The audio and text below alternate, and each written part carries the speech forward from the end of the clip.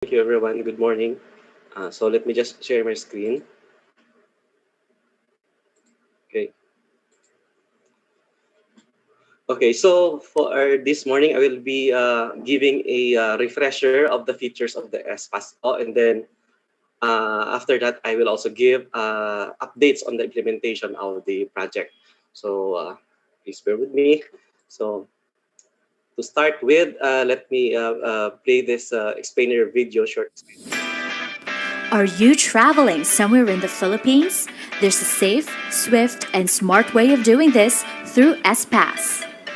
SPass is an online travel management system institutionalized by the Interagency Task Force on Emerging Infectious Diseases through Resolution Number 101.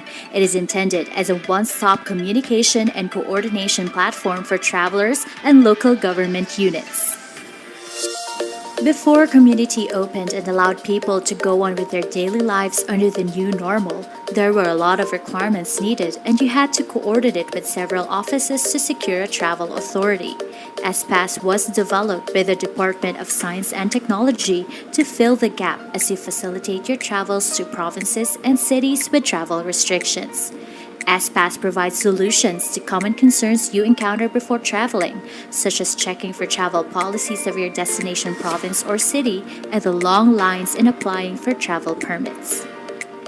With SPass, you can check the travel policies of LGUs, apply for travel permits if needed, easily access, store, and print these permits, and track your own travel history. Get started now with these 4 easy steps. Step 1. Visit the SPass website at spass.ph using your desktop, laptop, tablet, or mobile phone with internet to check for the travel policy of your destination LGU. If you're traveling to an unrestricted LGU, there's no need to create an SPass account. Step 2. Traveling to a restricted LGU? Create an SPass account on the website. You will need your personal mobile number to register. Step 3. Apply for your travel documents. You will need to apply for a Travel Coordination Permit or TCP when traveling to a restricted LGU.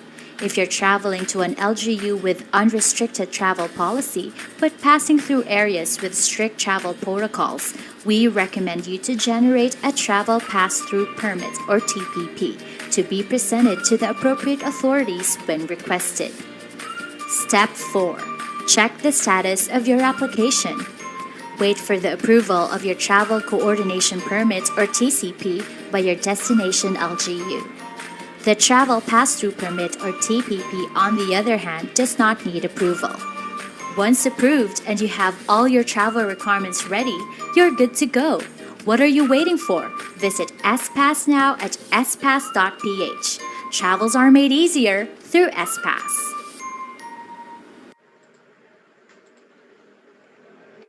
So, yun po. So, yun yung explainer video natin, overview of the features and the benefits of SPAS. So, this one, yung overview of features natin has been also presented many times, but for the benefit ng mga participants natin na hindi pa medyo aware and for refresher na rin sa atin, so please allow me to discuss the features further. So, yung SPAS is a one-stop online communication and coordination platform for travelers and our local government units or LGUs.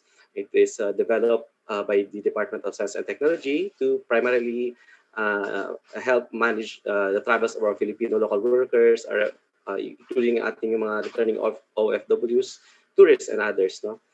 And it is not a contact tracing app. No? It is intended to be used before, and during your travel. So during coordination and during your actual travel.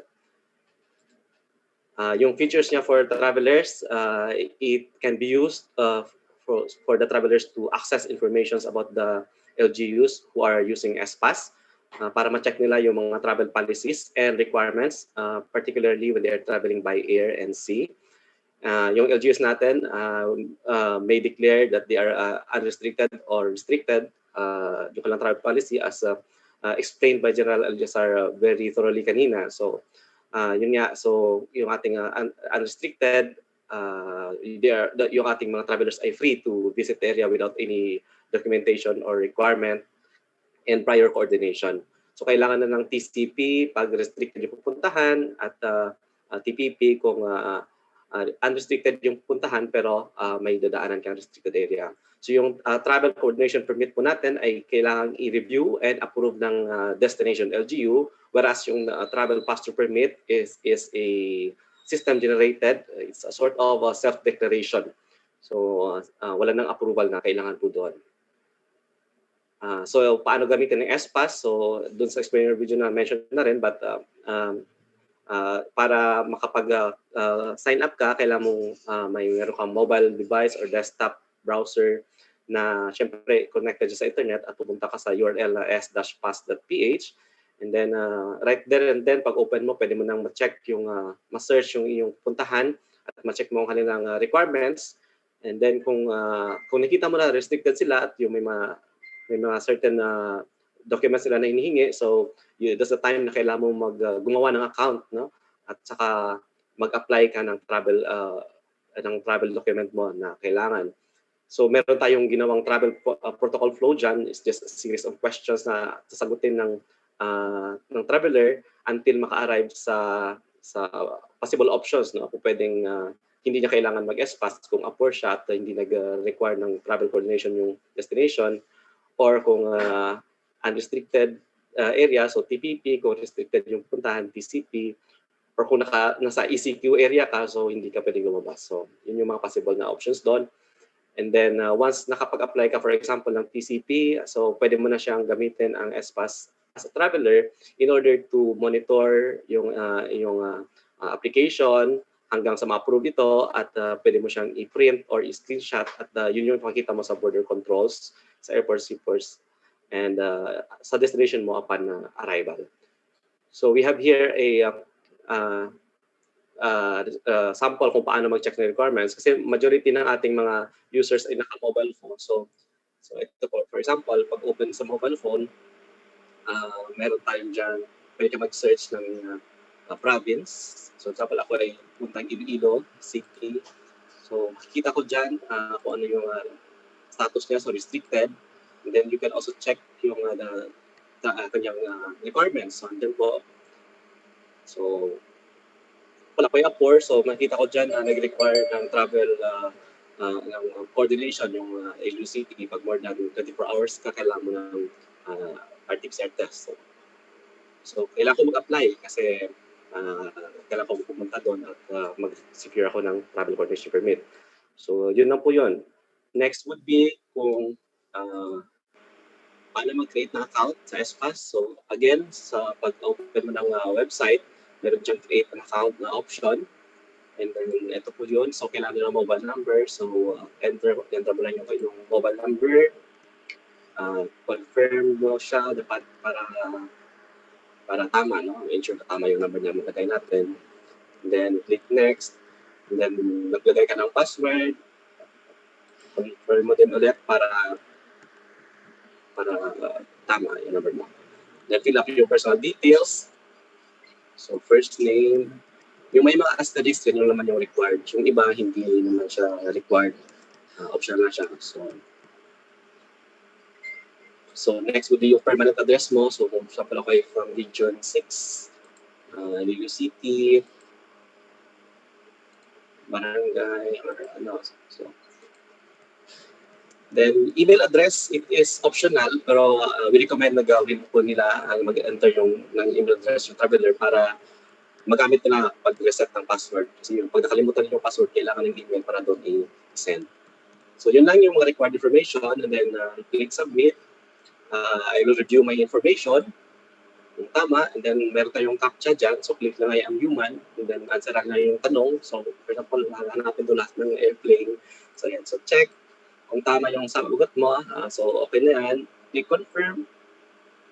Pag confirm, automatic na. So naka-login in agad sa iyong account. So meron ako account sa SPAS. So ganun lang kadali gumawa ng account, and then meron dito yung link sa task. So kung may account na ako, the next thing for me to do would be to apply for a travel permit. So again, doon sa aking account, okay, magla-login kung naka-ready pa, and then sa menu, meron doon are you traveling? So i-click po natin yun. Ito yung lalabas. Ito yung travel protocol flow. So may questions I'm in for. My travel is work related. Yung destination LGU nag-require the coordination. So kailangan ko mag-apply. So yung current location ko, yung destination ko pala is current location muna. So stop sa Quezon City, and then ako ay pupunta ng Iloilo City. So pwede i-search dyan sa box. So dyan na rin lalabas ulit yung requirements ng aking destination LGU. So again, I will review that. And then, gusto ko na kailangan ng RT-PCR test. So I'm ready yung mga requirements na kailangan submit and then apply for travel coordination permit. Ayan. So pag-apply, ito yung fill up pa ng traveler. So type of traveler. Ang personal details is automatically filled up based on sa aking information, account information. So kailangan ko ilagay yung travel details. So for example, sa April 30, so origin, automatically filled up na rin. So nagay na ng barangay or yung origin mo, details ng inyong origin. And then the details ng inyong pupuntahan. And then mode of transportation. So from Quezon City to Iloilo City, I'll travel by air. And then additional details, for example, flight number, para it will help the LGU na rin monitor sa mga flights na coming sa natin. Sa public transport, and yung mga government-issued ID. So kailangan ko mag-submit ng ID. So kung may company ID, better. But any government-issued ID will be accepted. For example, driver's license. And then I will upload a copy of that. Okay. And then the RT-PCR test result kasi na-require ang aking destination. So kailangan may upload rin. Other optional requirements. So kung travel documents ako, so kailangan ko upload ako. So upload ko rin, click ulit yung CAPTCHA. And then, so sa answer lang, so water plus. Okay. And then, submit. So pag submit, nag-upload yung requirement, and then, ayun na. So meron na agad akong application na status is pending, and then yung travel details, and then yung actual na TCP at saka may QR code siya. So ganun lang kabilis. So the next would be checking the status of my travel permit. So kasi monitor ako na, no? So dapat ma-check ko. So dyan na siya sa my applications, sa menu ko. So, dyan siya, may status siya is pending pa rin. So from time to time, kung ako ay traveler, ano ko lang yun, check. So dyan yung remarks, if any. So pag nag-cancel yung LGU, labas din yan kung anong reason. Saka yung attachments ko. Pwede ko rin siya i-preview. So pag preview, click na yung I na icon. And then lalabas ulit ito yung form. So yan lang sa side ng traveler. Okay? So the next would be for the LGUs. So yun yung sa traveler side. Sa LGUs naman, so SPAS is a common and unified platform, no, for posting ng ating information about our travel policies, requirements, and even yung contact information natin. Tsaka yung health protocols na rin. And then it is, since online platform siya, pwede tayong mag-receive at mag-process ng applications online for TCP and for TCP, no? Yun yung ina-approve ng LGU. And then pwede rin natin gamitin ang SPAS through the mobile app QR scanner para ma-verify yung authenticity ng travel documents na pinipresent ng traveler. Meron tayong mobile app na QR scanner. Pwede natin gamitin yun, scan natin yung QR code sa documents, and then we can validate kung ano yung status, saka ma-check yung information. So dapat coupled dyan with the supporting documents such as ID. So hinintay na ID to verify yung authenticity niya. And then I can also assist constituents na papalabas sa ating LGU para mag-apply ng travel coordination or travel permits sa ibang region. Merong ganong feature sa LGU para sa outgoing travelers. Additional features pa rin. So since it is an online application, effective at saka efficient yung pag-monitor na pag-manage natin incoming travelers. We can also update and access the travel information including their travel history. And then kung saan sila na-scan ba, kung saan last na location nila. So we can check that. And then we can easily generate reports on incoming travelers. And it is also facilitates close coordination between the provincial LGUs and the city and municipal LGUs. Kasi sa ngayon, although we have a feature na pwede na siya mag-approve yung city and municipality, but majority nasa provincial level pa rin siya. So it encourages talaga na mag-usap yung ating mga municipalities and the provincial government. So ito ay isang quick demo na rin ng features for LGU for better appreciation. So sa LGU, so mostly dapat advisable natin na dapat sa desktop siya, so kung papayo siya sa agency login. So meron tayong ginawa accounts na ibigay na rin sa lahat ng provinces and municipalities. So okay, so yun, so lagi tayo sa Iloilo City and then proceed na rin. So kasi nagkapay tayo ng ng TCP for Iloilo, no? So ayan, so pag login ng LGU, ito yung makita natin sa dashboard. Meron tayong numbers, indicators. Meron tayong reports, signatory. Pwede tayo dito mag-set ng account natin status, whether active or inactive. So active siya currently. Ito yung requirements. Ito yung nakita ng traveler pag nag-apply sila. And then pwede tayo malagay dito ng contact information.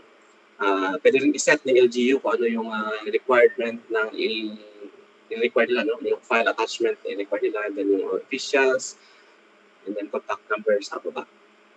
So, yan yung pwedeng gawin ng LGU. And then dito sa LGU restriction, kung province ka, makikita mo dito lahat ng municipalities under you, and then you can specify specific restriction for a certain municipality, no? Ito ay SUC, so isa lang. But kung province, andyan po yan lahat. And then, pwede mo rin i-set yung status. And then you can allow approval at the municipality or municipality level. Balik tayo sa homepage. So, meron tayo dito ng reports, no? Yung origin of TCPs. Kung itingat ito, makikita ng LGU yung origin ng mga travelers nila. So, for example, in this case, napakarami galing from Manila. No?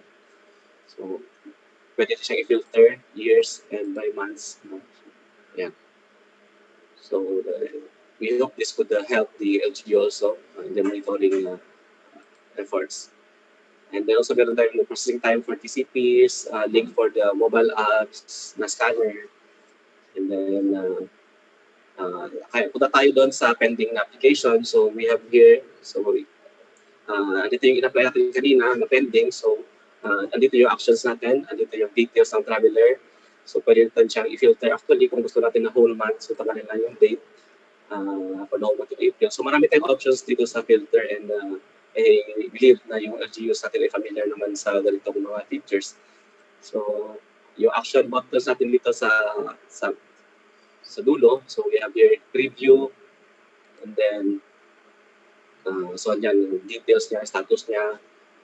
We can check the attachments. So ito yung in-upload kanina traveler. So dito yung ID, RTCR, and other requirements. You can also edit the remarks. No? So for example, kung lagyan tayo ng remarks, upward na siya ay Iloilo-based upward. So yung remarks dito ay lalabas doon sa traveler, at the same time magre-reflect din sa TCP ng traveler. So, yan. So, same lang dyan. So, update. And kung tingnan natin yung TCP, dyan na yung updated na yung remarks. Okay? So, for example, kung na-cancel naman, so, ayan, checking yung travel history, and then for cancellation, mag-require rin ng remarks, no? So, yung existing remarks na carry, and then you can add additional remarks. For this one, you will approve this. So, approve. So, wala na siya dyan sa list, and then, mabawasan yung pending natin. So, hindi na siya sa approve. So, pwede siyang i-filter for the current, for example. So, approve na siya. Okay. So, that's for the processing of applications sa TCP. And then other features for the TPP is the same kung unrestricted yung inyong LGU. Lahat ng application pupunta dito sa TPP, you can still, the same lang, pwede mag-filter, and then lalabas na siya. So, wala na tayong action dyan kasi TPP, you can just check and check the preview at check the attachments. And then kung nag-arrive sila, we can set na arrive na sila kasi sa report generation later, it will have an impact yung pag-set natin ng arrive. So, punta tayo sa report generation. So sa report generation, so marami tayong pwede makita reports so incoming today. So kung wala, so wala. Yung total incoming, kung province ka, lahat ng municipalities mo makikita mo dyan. So you can see the incoming per municipality. And then you can also check yung historical na reports. So April 1, for example, ilan yung incoming, anong mode of transportation. So you can go back and check the details. Yung arrivals, ito yung sineset natin as arrive or through sa mobile app na sinescan natin, naging arrive sila. So, lalabas dyan. So, makita mo rin yung reports ng mga arriving passenger, travelers. So, merong presets dyan, 7 days, 30 days, lifetime, and then you can also select specific month or year. Okay? So, example for April. So, ayan.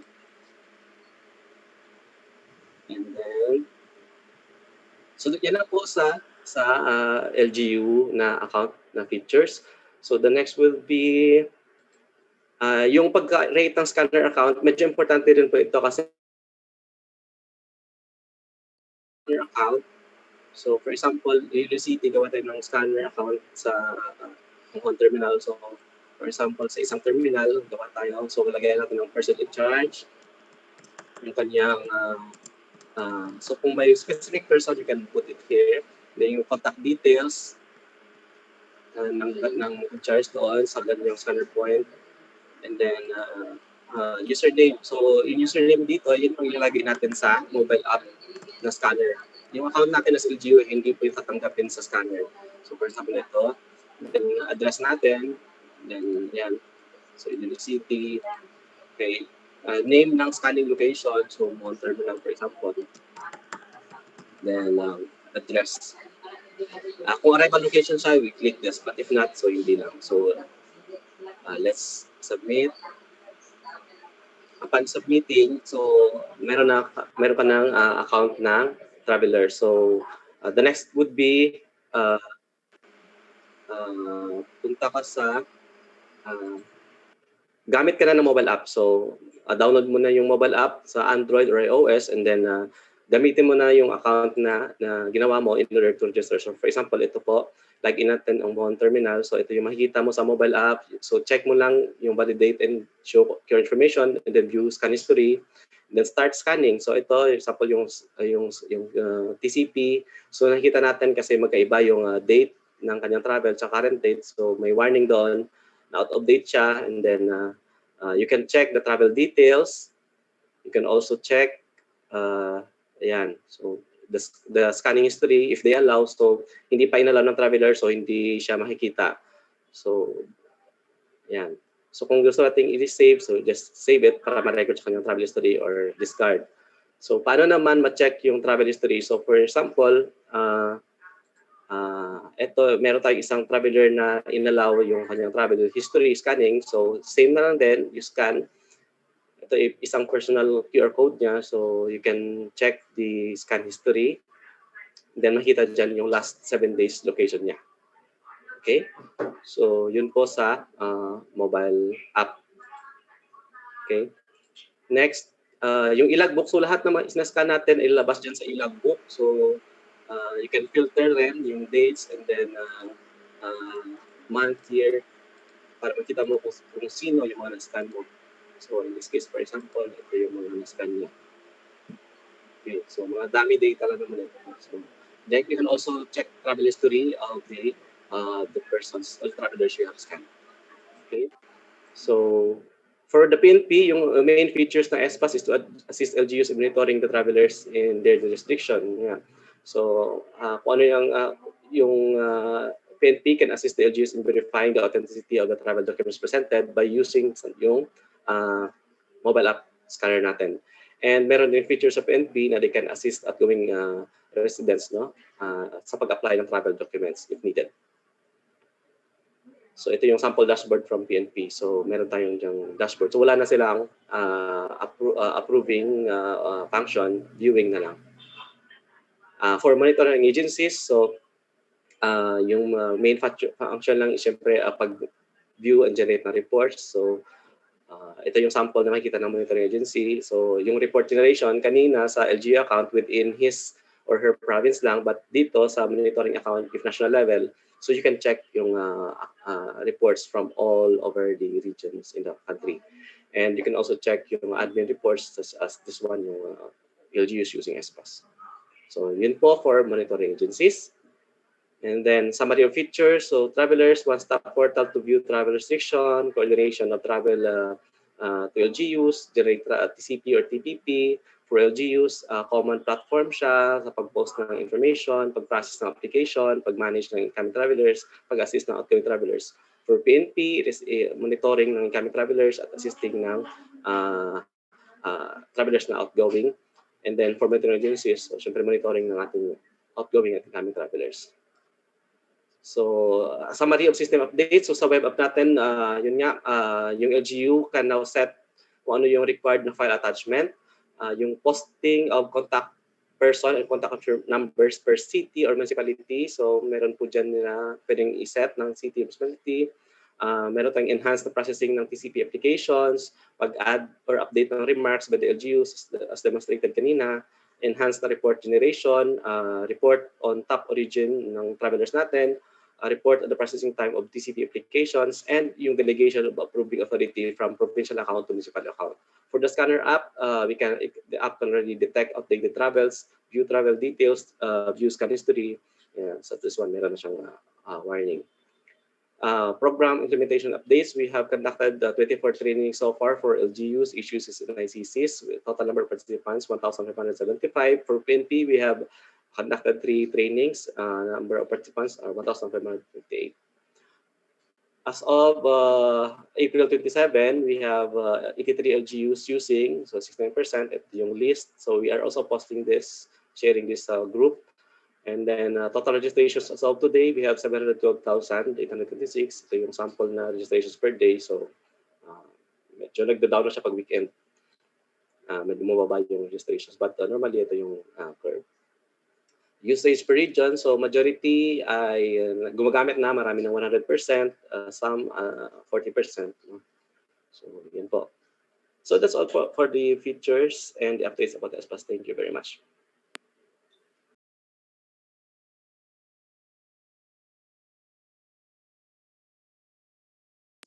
Nakikita niyo na po ba yung screen?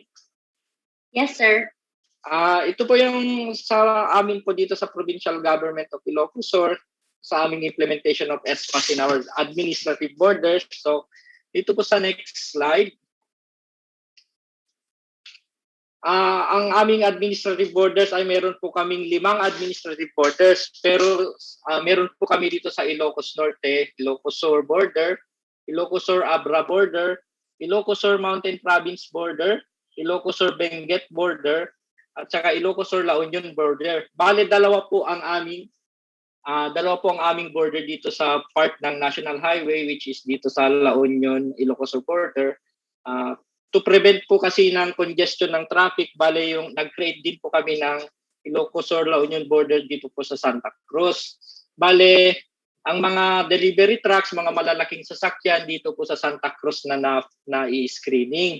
Samantalang mga maliliit na sasakyan, mga private vehicles, dito na po mismo sa Tagudin border na i-screen. So lahat po ng mga border na yan, meron po kaming SPAS scanner. So ito po yung mga equipment na procured namin for SPAS. So nagpabili po kami ng 8 desktop computers with printers, 8 smartphones for SPAS hotlines, 30 smartphones for border SPAS scanners. So lahat po ng border namin, yung 6 na pinakita ko kanina, tigli 5 po na scanner ang nandun. Yung naman pong 8 smartphones for SPAS hotline, ipapakita ko mamaya kung ano yung gamit po nun. So ito naman po yung mga manpower na inaugment namin for SPAS. So meron po kaming 24 job orders na tiga-approve at tiga-deny ng mga entry na meron po silang 8-hour shift per day. So meron po kaming 8 personnel on 7 a.m. to 3 p.m. morning shift, 8 personnel on 3 p.m. to 11 p.m. night shift, 8 personnel on 11 p.m. to 7 a.m. graveyard shift. Sa amin naman pong mga borders, nakiusap po kami sa aming mga PNP for assistance. So meron po silang at least 5 PNP personnel na naka-duty po sa aming mga borders na sila po yung mga nag-i-scan ng mga papasok. Meron din po kaming 3 IT specialists kung saan sila po yung nagko-consolidate ng mga data na nag-gather namin on a weekly basis. So ito po yung picture ng mga taga-approve po namin. So meron po kaming 8 computer, mga 8 staff per shift po. So sila po, continuous po sila na nag-a-approve o nagde-deny ng mga entry. Depende po sa mga requirements nila. Kung hindi, meron po kasi kaming mga guidelines din sa province na dapat nilang ipakita o i-submit dito sa SPAS, i-upload nila. So kung kulang po sila, yun po yung gamit ng mga 8 smartphones na hotline. So kada po mga tao dito na nag-duty, meron po silang hawak na smartphone na immediately na kinukontak po nila yung mga applicant kung sinasabi kung ano yung mga kulang nila, kung bakit sila na-reject. So para po maiwasan namin ang pag-congest ng traffic sa mga borders namin. Para po dire-diretso po yung flow ng passage po nila. So ito po yung sample ng picture na nagpapakita yung pag-approve at pag-deny nila ng mga entry. So dito naman po yung mga borders namin. So ito po is nakuha po sa Tagudin border at saka sa Ilocos Norte border. Pero pare-pareho po ang mga screening namin sa mga borders namin. So nakikita nyo po lahat po ng mga QR code ng SPAS nila is na-scan. So pumapasok po sa data namin. At the same time po, inilalagbook din nila po yung mga plate number at mga license number ng mga pumapasok po.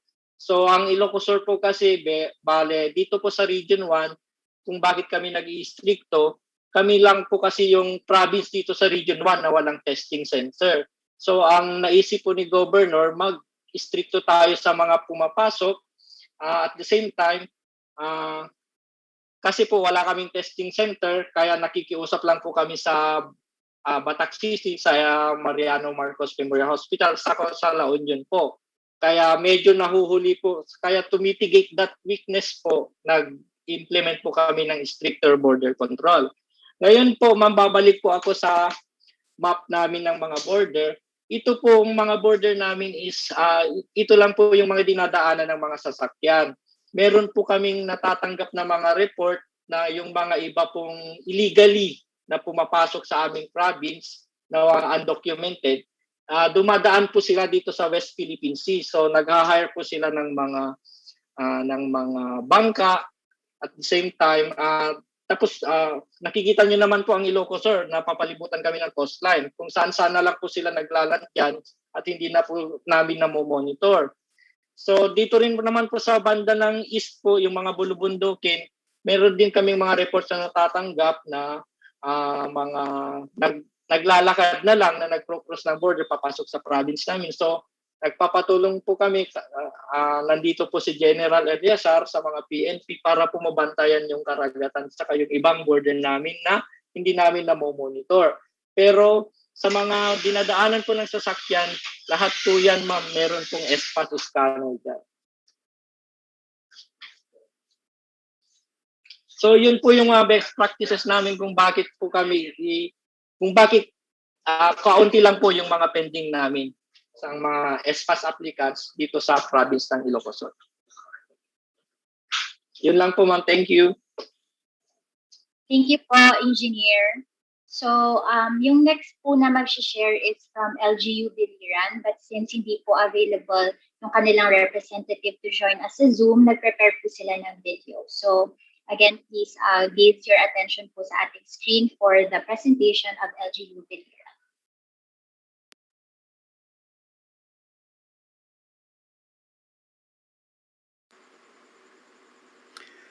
On behalf of Biliran Governor Roger Espina, nagpapasalamat po kami for this opportunity to be able to share to our fellow local government units on the advantages and challenges in our implementation of the SPAS.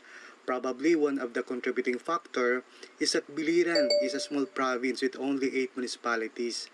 So medyo madali po ang coordination with the LGUs, and we are also an island province. Even though there are small seaports in each town, our main port of entry is through the Biliran Bridge that connects us to Leyte. and also where our provincial border control is located. So to start with, please allow me to show some slides, just a few of them, to best describe how is SPAS implemented in our locality.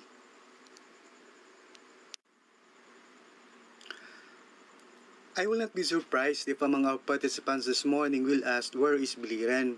We admit hindi po masyadong kilala ang probinsya namin. Formerly, Biliran is a sub-province of Leyte, and only during the passage of RA 7160 or the local government code that we were granted the status of a regular province. On the slide, you will see on the left, enclosed in the red rectangle, Eastern Visayas in reference to the Philippine archipelago.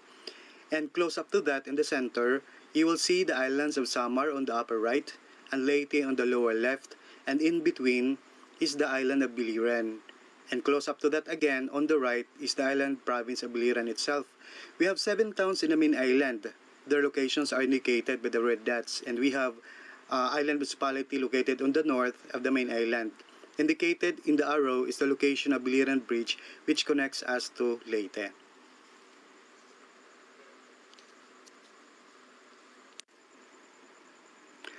Just to give you an idea of how our place look like, this is Biliran Bridge. In this vantage point, you are standing on the Leyte side, and the landmass you can see in the distance is Biliran. For small land area of only 555 square kilometers, we have more than 24 waterfalls and several cold and hot springs. Kaya siguro talagang binabalik-balikan ng aming mga returning residents.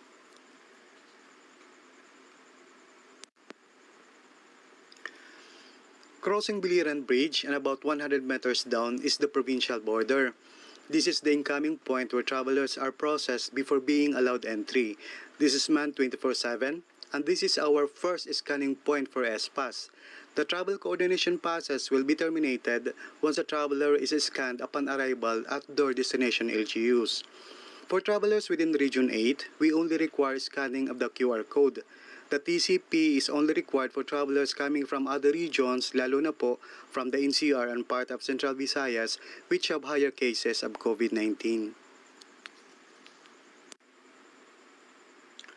Farther down the road is the outgoing point of the provincial border.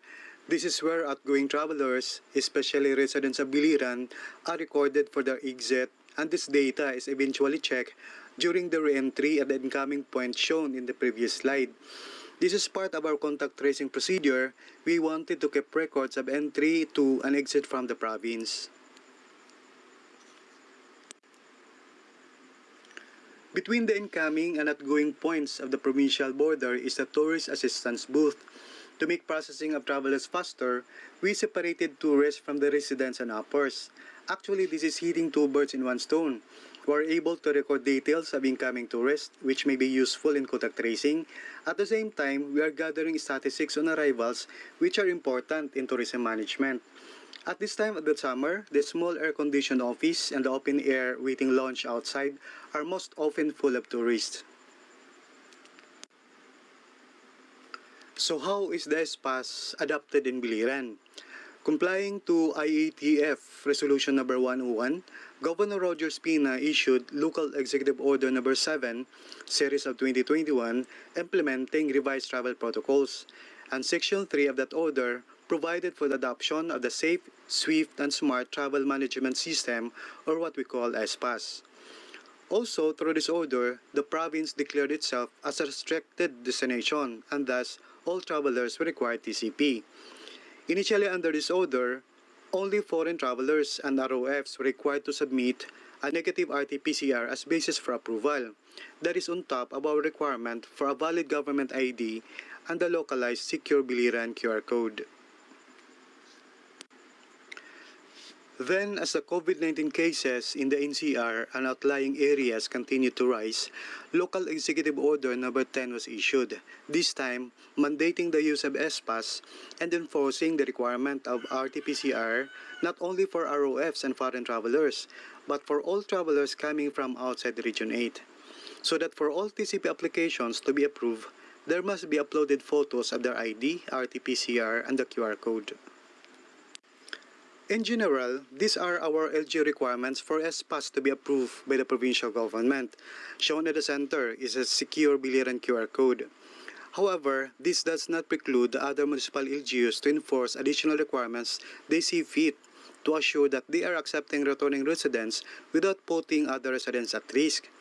Even when an applicant is already given a TCP, some LGUs still require for the applicant to coordinate with them further, and some other LGUs may issue a form of certification that they are really legitimate residents in the area. I am sure that for those LGUs requiring RT-PCR, there are always arise problems on travelers who may not have the capability to undergo swab test, but the reason to travel to the province are highly justifiable. So what the municipal LGUs did were to give the travelers the option to coordinate with them through the MDRRMOs and arrange for a 14-day facility quarantine. In this way, as what the medical doctor said, if they are carriers of the virus, they are deemed recovered after 14 days, after which they are allowed to join their families. The LGU issues a form of certification or agreement, and this is what the applicants upload to the system in place of the RT-PCR. Another consideration we give to the TCP applicants is with regards to their valid IDs. If they cannot submit a valid government-issued ID but they have the legitimate QR code which we can check against the QR system, then we approve their TCP for the reason that the local QR code requires a more thorough validation at the municipal level before being issued to the applicant. There are three departments in the provincial government involved in ESPAS, namely, Office of the Provincial Administrator, the Provincial DRRM Office, and the department which I supervise, the Provincial Tourism Office. Each of the three departments have one personnel complement to man the ESPAS. Although at this time, the volume of applicants is not that high, all operations are being done in my office. Our official validation time starts at 8 in the morning and ends at 8 in the evening. Applications received after 8 p.m. will be validated the following day. I say officially because most often we check for applications as early as 6 a.m. and as late as 11 p.m. because we are thinking there might be residents who have applied for TCP and are already in transit. This scenario has happened several times already. These slides show an actual SPA scanning in our provincial border. There is a space beside the highway which has a roof and chairs where travelers may rest. We take the body temperature, observe for other COVID symptoms which might manifest, and scan their TCP. This traveler has his TCP stored in his mobile phone. In this photo, the traveler has produced a printed copy of the TCP and scanned by the staff on duty. In summary, as of April 27, we have approved a total of 281 TCPs. However, we have 942 cancellations due to non-submission of requirements, including multiple applications by the same applicants for the same travel dates. This slide shows a graphical presentation of where most of the travelers going to Biliran originates. I would like to commend the program development team for coming up with this option. It gives us the information of where people are coming from. This slide shows our processing time. Too bad because the lowest range is within 3 days when in fact, most often we validate applications within 24 hours. In an effort to make things easier for our applicants, we provide support to them. We posted the numbers of the MDRRMOs of their destination LGUs so that they can directly coordinate with them and inquire on local policies aside from the ESPAS. And any concern met by the MDRMO and their interaction with the applicants are discussed openly within our ESPAS group chat. A screenshot is played on the right. In this way, we will learn from each other's experiences, and my pronouncements as the focal person are shared readily to all LGUs. We also have an email support as well as Facebook page where they can post their inquiries. Shown on this slide is the messenger account dedicated to Biliran ESPAS. So whoever asked how to apply, we just send them the infographics we made. This is the Facebook page we have created for Biliran ESPAS. We answer all queries about application for account, how to apply for TCP, and many others, even including not related to ESPAS. This may look familiar to some. I was inspired by the infographics of PIE Zambales about ESPAS. I think it was a brilliant idea, and I thought it may help if we can do the same for my province using our own dialect. The one on the right is a step-by-step guide on how to register for ESPAS account and how to apply for a TCP. This comes handy whenever an applicant asks to be guided. So, what are the advantages of ESPAS? For us, it paves the way for a better coordination between the traveler and the LGU. Dati kasi, pag very resourceful ang mga traveler, kahit na may restrictions, they're able to travel and bigla na lang makikita mo doon sa barangay nila. Caught unawares ang LGU. Through ESPAS, there is sharing of information from the provincial level down to the municipal government, even down to the barangay. There is coordination of actions. Second, it provides control on implementation of local policies, especially on travel restrictions. Since the provincial government is on top of COVID mitigation measures, it becomes necessary for us to control travel towards the province. There is always risk of COVID escalating from one LGU to province-wide. And also, by implementing ESPAS in the local level, we align ourselves to the national policy, hoping that our concerted efforts will bring forward the resiliency we desire against this pandemic. Where there are opportunities, there are always challenges. As discussed earlier with our fellow focal persons in our chat group, one of our pressing concerns is that many travelers who bypass ESPAS are arriving in our borders. This only means one thing: the airports, the seaports, and even the bus terminal are not checking ESPAS. So that will lead us to ask, what is ESPAS really for? Kung pwede naman pala mag-travel kahit walang ESPAS, then this only an added burden to the traveler and the LGU. Another concern for us in our provincial back-end is the validation in the authenticity of uploaded documents such as the RT-PCR, considering that there are cases of fake swab test results. And lastly, we are not expecting a perfect ESPAS system. At the moment, we can use it just fine, but the idea of continually improving the system through feedbacks from those actually implementing it will be most appreciated. So finally, I will take this opportunity to recommend that ESPAS should be made a requirement at the point of embarkation, whether at the airport, seaport, or bus terminal. And this way, people will be prevented to travel without ESPAS, and we give due courtesy to law-abiding travelers who took the time and effort to secure a TCP. It is also prayed for if the development team, with the support of the national government, could provide support such as capability to send SMS notification as to the status of TCP applications. In our experience, most people have not developed the habit to check status in their ESPAS account, or once cancelled, they don't bother reading the reasons and be guided for proper application.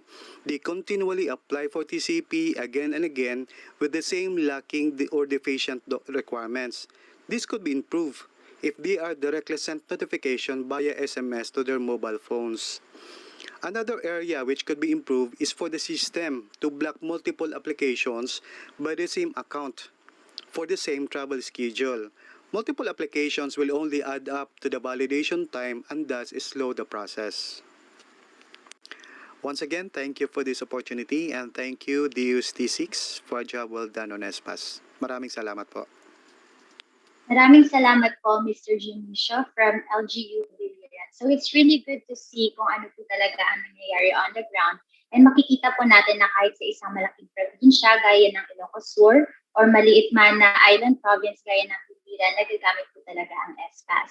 So at this point, may dalawa po tayong resource person. So next up is from LGU Bago City to be presented by Mr. Gerard H. Cafete. Sir? Hello, good morning. First, let me share my screen.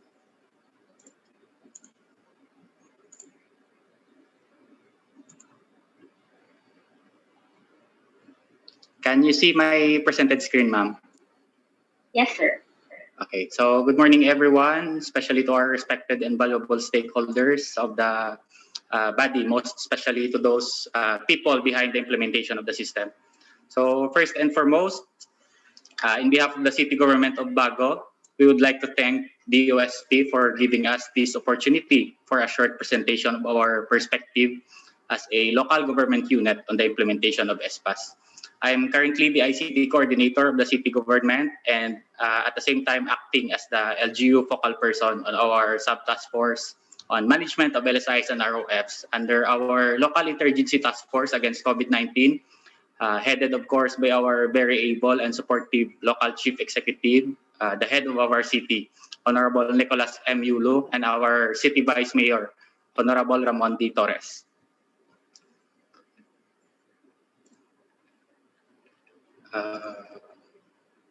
So before that, just to give some insights, especially to those who don't have knowledge about our city, we are actually located at the province of Negros Occidental.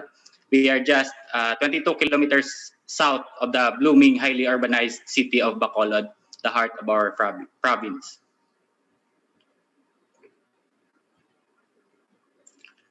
We started implementing and advertising for registration and usage of ESPAS for traveling individuals since middle month of October, actually 2020. This is just few days right after we received a copy of a joint resolution from Regional IATF 6 regarding the recommendation of the usage of ESPAS for the whole Region 6, which developed by the DOST Region 6. And since we are just a part of a big operation of the whole province of Negros Occidental, I will just be presenting the reasons why we choose to implement ESPAS and how did it manage to solve most of our concerns on travel management, issues on implementation, and as well as our identified suggestions on the development of the system. So shown are the several key points or problems we identified during the scenario before the implementation of ESPAS. While describing all of this, I will also be giving some ideas on what are we doing before and after the implementation of ESPAS. So first, difficulty on coordination among LGUs, the travel arrangement of travelers, specifically on how we are going to capture and log the data, considering that Philippines is consisted of multiple islands. We have telecommunication limitations, plus some of the areas, even here in our city, is not yet covered by the 3G or 4G network of our telcos. So it is actually hard and tedious on the part of the involved multiple monitoring and acting agencies. Next is data access and report generation. So as I mentioned, we have difficulty on capturing data across multiple involved agencies, which most of the time leads to insufficient information, especially on how we are going to contact travelers. This is due to the fact that we have several privacy policies and concerns. So some of the vital agencies cannot just simply give the information, specifically on group chats, on the chain emails, which is currently available sa aton nga communications, tungod kay hindi sila authorized na disclose some of the private informations. So next, there is no standard list of travelers. This is also linked actually to the second problem, which most of the time we receive name of the travelers, wala yung contact information, not even the city or municipality kung saan sila galing. And then the difficulty on contact tracing. So for this part, actually, I'm commending even our own contact tracing team and in general, the contact tracing team of other LGUs, because I know the fact that we are going outside of their jurisdiction to trace, especially those who are exposed travelers or those who traveled that are actually positive with COVID-19. And last but not least, the long queue and the physical contact when processing travel pass. This one actually na-encounter din namin sa city namin where one of the person who is securing travel pass is a close contact of an infected and COVID positive patient in our city. So that one is very, what we can say is aside, it's a time consuming. It is very hard, especially for our contact tracing team. They have to call up to 200 individuals that is listed on our logbooks because they are possible exposed. So considered sila na F2, then they will be advised to isolate themselves. So these are basically the reasons why we considered using of SPAS. So it is not just because we are from Region 6, although of course we are very proud na yung proponent ng system was from Region 6. So what are our issues and most likely ano yung mga naging challenge namin as LGU on the implementation of SPAS? Since the first day actually na in-implement namin yung SPAS last October 16, 2020, most of our challenges or the issues are actually even reflected naman sa sa ideal scenario na supposedly gusto natin na mangyari sa SPAS. So first, all LGUs or agencies should be using SPAS system, which basically hindi pa siya 100% as of the moment, but as we can see, we are getting there also. So we are hoping that this forum will be one of the venue para mahikayat natin yung ibang LGUs to strictly implement SPAS. Medyo mahirap kasi sa side namin na specifically yung isang outgoing, walang reference kung sino yung contact person sa LGU na pupuntahan. Then also don't have any information kung restricted ba or do they need to process for travel pass-through permit or hindi. Then second, the traveler QR codes are being confirmed in all borders, seaports, and airports, which as of the moment, we are still encountering travelers who can pass without or having an approved travel coordination permit as we required. Yet, they were allowed to board, specifically those who travel via sea vessels. So, may na-encounter actually kami hanggang sa ngayon na nagta-travel via Batangas-Mindoro route na they can still board the sea vessel kahit hindi approve yung SPAS. So I don't know how did they do it. Maybe they have some ID from Mindoro or Iloilo. But luckily, our Katiklan port is quite strict when it comes to the implementation. So that's why pagdating nila sa Katiklan port, they have no choice but they have to register to the SPAS. And lastly, strong cooperation among seaports and airports. So which, as we can see, we are also almost there. I think we just need more time basically to strengthen and even standardize the communication between seaports and airports. So some are using emails, then some are using Facebook group chats or Viber. So maybe if we have a standard and strengthened communication strategy for seaports and airports, we can do better. So from our level, actually, we are just hoping that this ideal scenario will be the real scenario very soon. So for the suggestions, we are using SPAS actually for several months now, and we are very glad that the DOST Region 6 is also trying to get our inputs specifically and to what to be implemented next on the system. So first is, I think, the limitation for traveler from MECQ and ECQ areas are not yet fully standardized sa system. So actually, if they choose na they are not from ECQ or MECQ areas, but they are from, for example, now is NCR bubble zone, NCR plus, they can still process travel coordination permit. So maybe we can develop it further now. We will based on the situation of the city or municipality kung saan nanggaling, kung ito ba ay under MECQ or ECQ, then we can limit na pwede silang bumiyahe or hindi. Because we have this problem with the province last time after the moratorium was lifted up. So we cannot decide whether we will accept travelers from NCR plus since they are still under MECQ and ECQ. But later on, we received information from CAAP and even sea vessel trips that they will have trip and they will let passengers board even from NCR plus as long as they have a approved travel coordination permit. So next is, I think we also need to merge with not only one but several contact tracing and or COVID-19 monitoring systems. So we have some cases actually na identify namin that they are positive, especially from NCR. Then since some of the sea vessels will just let them board without approved travel pass. So most likely, yung RT-PCR test nila is hindi na rin na-check. So if we can identify who are the persons to be allowed to travel, especially kung na-merge ito with contact tracing and other COVID-19 monitoring systems, then we can limit the traveling of positive cases individuals.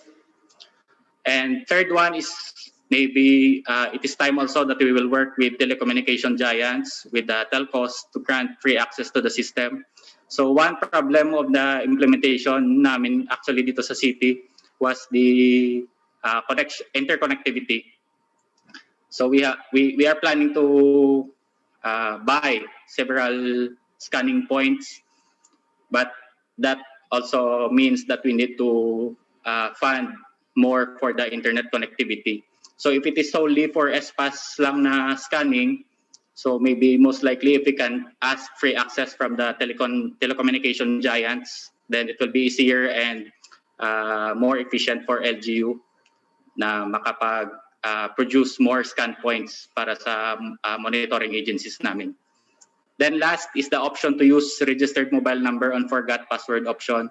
So this one, we encountered a lot actually on our SPAS help desk dito sa local government unit, which the specific user have forgotten the password on his or her personal account.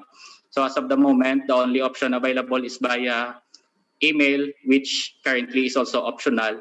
So kung hindi ka nakapag-register ng email, we are still trying to find a way how we can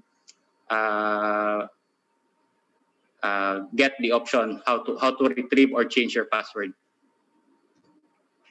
So that's all for our presentation. Once again, in behalf of the City Government of Bago, our city officials, we would like to express our gratitude to developers, implementers, proponents, and all stakeholders of this SPAS safe, swift, and smart passage travel management system. To the Department of Science and Technology, especially to DOST 6 for coming up with this system and allowing LGU like us to utilize the system. We are actually looking forward for a more strengthened technological era of the Philippines, not just during this pandemic, but more so after we all pass through this. Madamo gid nga salamat from Bago City. God bless everyone. Stay safe and good morning. Thank you very much po, Mr. Gerard Pasete from LGU Bago City. Lastly, let's hear the best practices from Mr. Jeffrey Saklot of LGU Misamis Oriental. Sir? Good morning. Can you hear me? Yes po, loud and clear. Mag-share na ako sandali. Where? Sandali. Can't do it. I've actually submitted my presentation to Ryan. Can you just share screen? Sige po, we will request po our host. For a while po, sir.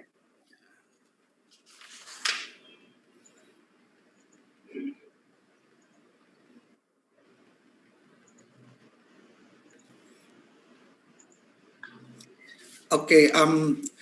Before I discuss my presentation, I would just like to inform everyone that Misamis Oriental has not adopted the ESPA system yet. No, although I am inclined to recommend and present this to Governor Bambi Iman and to the rest of the members of the provincial task force for its adoption. So let me just share with you the travel protocol in Misamis Oriental. And as a backgrounder, next slide, please. Misamis Oriental is a coastal province in the northern portion of Mindanao. So that's the map of Misamis Oriental. We are bounded by Bukidnon, no, sa south, and then we have the Caraga region, Agusan del Norte in particular, and Del Sur on the east. And then on the west, Iligan City. On the north, there is Camiguin Island. No? And next slide, please. So it serves as the gateway to northern Mindanao and nearby provinces through air travel. We have our Laguindingan Airport as our airport here in the province. Next slide, please. It is likewise accessible through sea travel from the island of Camiguin with Balingwan Port situated in the said municipality. Balingwan is one of the municipalities on the eastern side of Misamis Oriental. Although we also have the Mindanao International Container Port, but that handles domestic and international cargoes. Next slide, please. And we are also accessible through land travel with the following entry points, namely Municipality of Lugait if you're coming from Iligan City, and then we have the Municipality of Magsaysay if you're coming from Caraga region, and then the Municipality of Tagulwan if you're coming from Malitbug, Bukidnon, and from Cagayan de Oro City towards the eastern part. And then we also have the Municipality of Upol from Cagayan de Oro City towards the western part. Next slide, please. Now, Cagayan de Oro City is a highly urbanized city. This governs, of course, independently of Misamis Oriental. It has its own travel policy, which is different from that of Misamis Oriental. So that's Cagayan de Oro City, the map of Cagayan de Oro City. It's actually located at the center of the province. So very unique, no? Yung geographical setting ng Misamis Oriental. Next slide, please. Cagayan de Oro City is a major seaport, that's the Macabalan Port, which caters to arrivals through sea travels from other parts of the country except Camiguin. Because as I've said, coming from Camiguin, we have our Balingwan Port. Next slide. Thank you. Now, in Laguindingan Airport, a total of 46,183 arriving passengers through sleeper flights have been recorded as of April 22, 2021. By the way, we update our records every week. So by this weekend, we shall have updated already our records. Of whom 425 have already returned to Misamis Oriental. So mga ROFs Sweeper flights actually started to arrive on May 25, 2020 so Laguindingan Airport. Next slide. While a total of 126,589 arriving passengers through commercial flights carrying Upors and LSIs have been recorded as of April 22, 2021, of whom 19,455 have returned or have come to Misamis Oriental, and commercial flights actually started to arrive on June 3, 2020. Next slide, please. The number of travelers who have come to Misamis Oriental through the Macabalan Seaport in Cagayan de Oro City have likewise been recorded as follows. So we have 237 ROFs, that's OFWs from May 19, 2020 to April 20, 2021. And then we have 1,745 LSIs or Upors from May 31, 2020 to April 20, 2021. Next slide, please. Now, in compliance with the IATF Resolution 101, by the way, prior to the implementation of SPAS as provided for in Resolution 101 of the IATF, Misamis Oriental was categorized as a restricted province insofar as the fact that we required the presentation of travel authority when the presentation of the same was made discretionary on the part of the LGUs. But with the issuance of Resolution 101 of the IATF, the provincial IATF has not actually decided to adopt the SPAS system, and that is why, based on the SPAS system, our province is still categorized as unrestricted because we do not require, as of the moment, travel permits from our travelers. Now, in compliance with IATF Resolution 101, Misamis Oriental no longer required any travel document for travelers, as I've said, coming from another region, except for a negative RT-PCR test result, which must be presented by the traveler at the LGU of destination. So we have to take note that the presentation is no longer at the airport or the seaport, or at the bus terminal here in Misamis Oriental, but at the LGU of destination. Next slide, please. But in Laguindingan Airport, DOH personnel stationed at the arrival area require profiling of all arriving passengers for contact tracing purposes, so that no arriving passenger is allowed to exit unless he or she has been profiled. So iba yung experience namin in Laguindingan Airport because I was able to travel to Manila, no? Very parang lax yung rules natin doon sa airports. Here in Laguindingan Airport, all passengers arriving have to go through a profiling process, no, which is done by the DOH personnel. Next slide, please. Now, LGU Misamis Oriental utilizes its tourism kiosk. We actually have a tourism kiosk at the arrival area, no, sa airport, to attend to concerns of arriving passengers returning or going to any of the municipalities or cities in the province, and for purposes of profiling and coordination with the LGU's concern, so that if the returning resident or the APUR was not able to coordinate with the LG of destination prior to his or her travel, we have available personnel at the tourism kiosk which attends to the coordination concern. Next, please. Now, pursuant to Executive Order Number 005/2021 of Governor Bambi Imano, and that's which is in furtherance of IATF Resolution 101, all travelers except for APURs from national or local government agencies coming to Misamis Oriental from other regions must be quarantined at an LGU facility for an initial 7 days period, unless they can present a negative RT-PCR test result taken within 72 hours prior to the date of travel. Next slide. On the 7th day, they will undergo free swab test. If the test yields a negative result, they shall be released from quarantine. If the same yields a positive result, of course, corresponding isolation is imposed on them. Medyo stricto kami sa pag-quarantine ng mga returning residents namin. And even our APURs, no, we of course, as provided for in Resolution 101, okay, they have to present their travel itinerary, their travel order, of course, their IDs in the case of APURs from government agencies, and for APURs from private sectors, kailangan din namin ng negative RT-PCR test result. Why is there a need for a close coordination? Because the LGU of destination strictly monitors the travel of these APURs kasi ang daming APURs na nakarating dito na nag-positive. So we are avoiding any additional cases, no, na APURs having or being found to be positive for COVID-19. So what we consider now their lodging as their will serve as their lodging actually will serve as their quarantine, no? So that their movement should be from their lodging to workplace, workplace to lodging, until they go back to their place of origin. So that's what we observe here in the province. Next slide, please.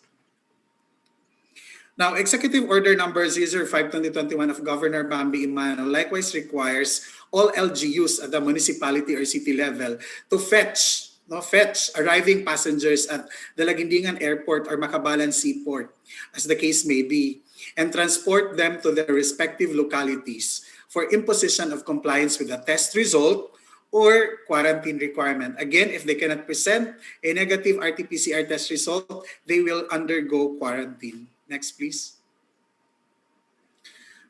And should any LGU fail to fetch their arriving passengers on a particular day, the provincial government offers them a free overnight accommodation, even free food, subject to the condition that the said LGU will pick them up the following day. So we really capture our arriving residents, no, returning residents, so that we avoid possible community transmission or local transmission. Next, please. However, on April 8, 2021, for fear of experiencing a surge in cases, which started to affect the NCR Plus bubble, Dr. Jerry Kalingasan, our Provincial Health Officer, issued an advisory strictly imposing the said quarantine requirement on all travelers except APURs, even with the negative result of the RT-PCR test not taken within 72 hours prior to their travel. All other rules in the travel protocol remain the same. Why is this so? Kasi, di ba, in the DOH has imposed just a 5-day facility quarantine with RT-PCR testing on the 5th day sa mga OFWs natin. But they allow these OFWs to complete 14 days quarantine at home or in local government unit facilities so that kahit may negative test results sila no, after 5 days of quarantine in Manila, for example, when they arrive here, they still have to complete their 14-day quarantine. So we really impose quarantine requirement on all of them. Next, please. It has been the policy of Governor Bambi Imano to accept returning Misamis Oriental residents, no, whether or not they have coordinated their travel with the LGU of destination prior to their travel schedule. Because we would like to take from the statement of President Duterte that we should not deny entry of our residents no, coming home to our localities. Next, please. Lastly, the primary purpose, that's actually our tourism kiosk at the arrival area of Laguindingan Airport. The primary purpose of which are our personnel to have a space where they can facilitate the coordination no, between the traveler and the LG of destination and help implement the province's travel protocol smoothly. So that ends our presentation. Again, before I end, I'd like to assure the DOST. No? Thank you very much, by the way, for developing this very effective system no, in the management of travel of our travelers.